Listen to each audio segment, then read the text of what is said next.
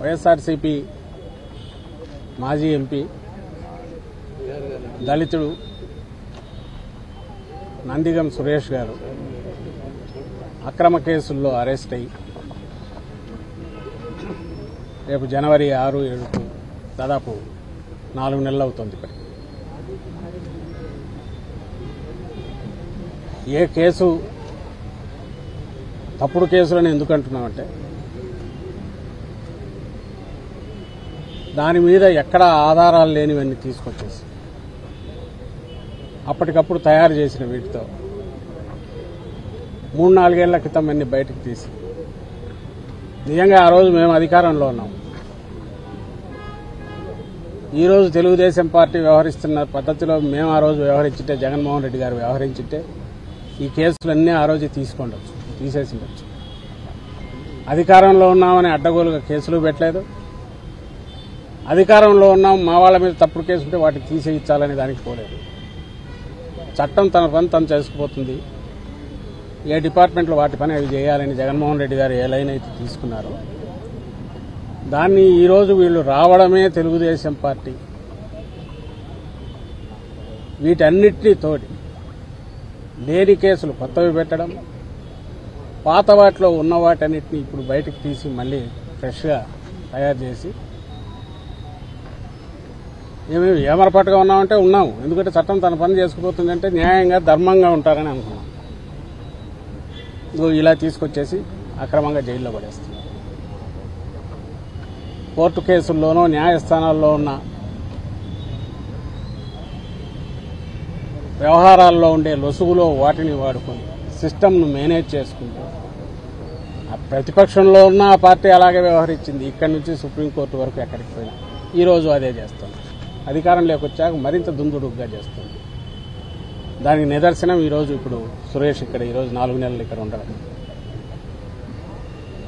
అక్కడ లోపల కూడా ఎలా ట్రీట్ చేస్తున్నారని చూస్తే హృదయ విదారకంగా ఉంది. ఓ మాజీ ఎంపీ కనీసం ఇవ్వాల్సిన ఇది కూడా ఇవ్వట్లేదు. దాని మీద మేము ఎక్కువ అడిగితే మరింత కక్ష సాధింపుతో పోతున్నాం. నేరుగా ముఖ్యమంత్రి కొడుకు ఫోన్లు చేస్తాడు, ఏది ఎట్లా నడవాలనో ఇక్కడ డైరెక్షన్స్ ఇస్తాడు.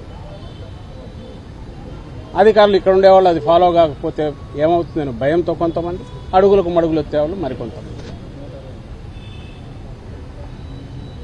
తాగడానికి వాటర్ బాటిల్ తెచ్చుకుంటామంటే కూడా అలౌ చేయట్లేదు. మినిమం ఫెసిలిటీస్ క్రియేట్ చేయట్లేదు. అలాగే 4 నెలలు భరిస్తూ వచ్చారు. మేము పార్టీ జగన్మోహన్ రెడ్డి గారితో సహా వీటన్నిటినీ మౌనంగానే భరిస్తున్నాం. ఎందుకంటే దీని మీద ఇప్పుడున్న దాంట్లో మీరు ఇవే కాదు, సోషల్ మీడియా కేసులని చెప్పి పెడుతూసిన 2 నెలలుగా చూస్తున్నాం. మామూలు కక్ష సాధింపు కాదు, దీన్ని తొక్కేయాలి, ఈ పార్టీ వైఎస్ఆర్సీపీ ఉనికి లేకుండా చేయాలి, బెదరగొట్టాలి, టెర్రర్ క్రియేట్ చేయాలనే పద్ధతిలో కేసుల మీద కేసులు పెడుతున్నారు. పీటీ వారెంట్లను తిప్పుతున్నారు. ఈరోజు ఆమె సుధారాణి ఆమె రోజు రిలీజ్ అవుతుందని అంటున్నారు. 3 పిల్లల తల్లి, భార్యాభర్తను ఇద్దరిని జైల్లో వేసేశారు. కేవలం ఎప్పుడో 2-3 ఏళ్ల క్రితం పెట్టిన సోషల్ మీడియా వీటి పోస్టింగ్ల గురించో,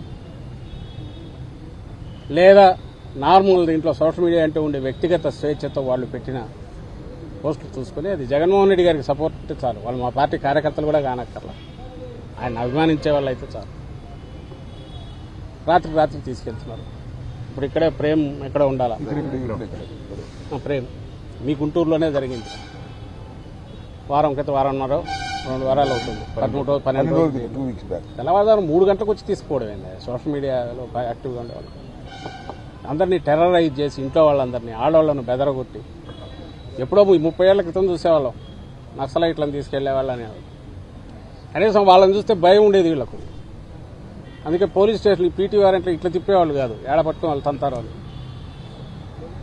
వీళ్ళని మా వాళ్ళను ఇప్పుడు సోషల్ మీడియా యాక్టివిస్ట్ అని రాత్రులు తీసుకెళ్లడము, శ్రీకాకుళం నుంచి తడ తీసుకెళ్తారు, తడ నుంచి ఇంకో దగ్గరికి తీసుకెళ్తున్నారు. హెరాస్మెంట్ అంటే ఎట్లుంటుంది, ఇదిగో ఇట్లా ఉండాలి అని కూడా మాకు నేర్పిస్తున్నారు. భవిష్యత్తులో వీళ్ళని ఒక్కొక్కరిని ఏం చేయాలి, ఎట్లా చేయాలి రాసి పెట్టుకుని అనేది మాకు నేర్పిస్తున్నారు. వైఎస్ఆర్సీపీకి, మాకు, నాయకులకు, కార్యకర్తలకు. జగన్మోహన్ రెడ్డి గారు ఇందులో 5% 1% అయినా ఈ ధోరణితో వ్యవహరించే వాళ్ళు అయింటే చంద్రబాబు నాయుడు మేము వచ్చిన 3 నెలలకే జైల్లో ఉండేవారు. 2019 తర్వాత మేము వచ్చాక ఆ రోజు ఆయన అట్లా అనుకోనందువల్లే చంద్రబాబు నాయుడు కింద కేసుల మీద ఎంక్వైరీలు జరిగి దర్యాప్తులు జరిగి ఆ తర్వాత ఫైనల్ దీనిగా ఆయన అరెస్ట్ చేశారు తప్ప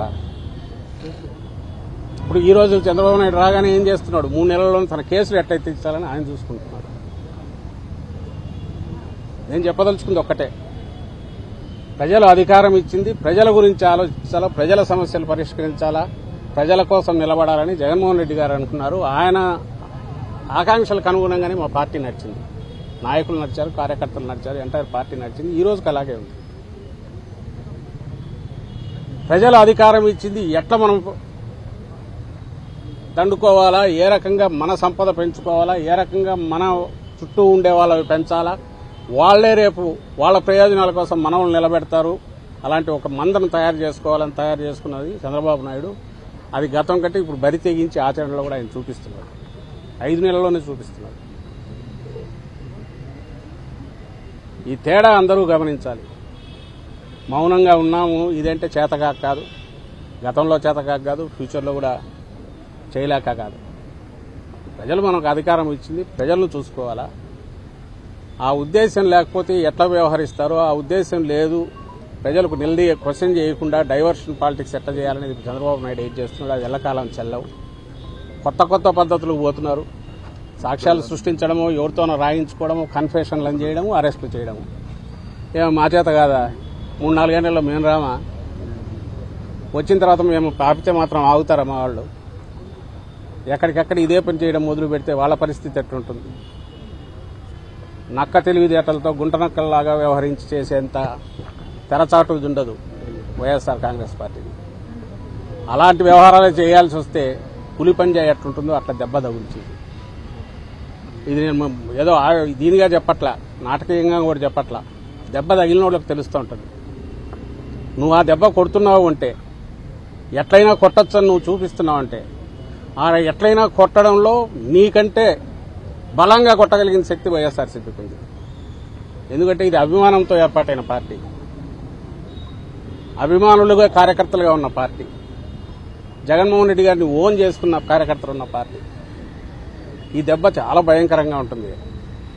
ఇప్పటికైనా ప్రాప్త కాలజ్ఞతతో అంటే ఆలోచించి చంద్రబాబు నాయుడు గారు కానీ ఆయన చుట్టూ ఉండేవాళ్ళు కానీ, మనమే ఒక విత్తనం వేస్తున్నాం, ఇది పెద్దదైనా రేపు మనకే తగులుతుందని వాళ్ళు రియలైజ్ అయితే వాళ్లకు మంచిది, రాష్ట్రానికి మంచిది, ప్రజలకు కూడా మంచి జరుగుతుంది. ఇంతే మేము విజ్ఞప్తి చేయగలిగేది. ఇది ఎల్లకాలం ఉండదు, సీజన్ మారుతోంది. 5-6 నెలలు అయింది, ఇప్పటికే మొదలైంది. ఇంకొక 5-6 నెలలు అయితే వాళ్ళు కడుక్కోవడానికే కుదరదు. వాళ్ళు గొడవలతో సరిపోతుంది. ఆ తర్వాత 2 ఏళ్ళు అయితే ఎన్నికలు వస్తాయి. ఇవన్నీ దృష్టిలో పెట్టుకొని, వచ్చే కాలాన్ని కూడా దృష్టిలో పెట్టుకొని కొంచెం ప్రాగ్మాటిక్గా, ప్రాక్టికల్గా ఆలోచించమని, ఆ విజ్ఞత వాళ్ళకు ప్రసాదించమని కోరుతున్నాం చంద్రబాబు నాయుడు గారు కానీ ఆయన చుట్టూ ఉండే వాళ్ళకి కానీ.